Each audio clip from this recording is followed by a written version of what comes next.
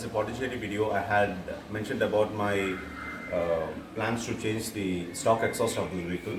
So here I have changed it. I've changed it to barrel exhaust.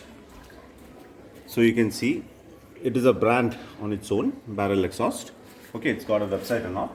And this particular product is available in almost all the Royal Enfield aftermarket dealers, spare part shops, and everywhere. It's very easy to get. So I'll do one thing. I'll switch on the vehicle and show you the sound of the vehicle.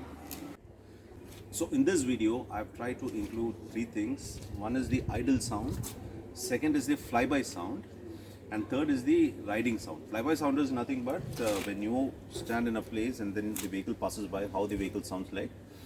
And the riding sound, obviously, when you ride on the vehicle, you know how the exhaust note is. So I've tried to include all these things. I request you to watch till the end. Enjoy the video. Thanks.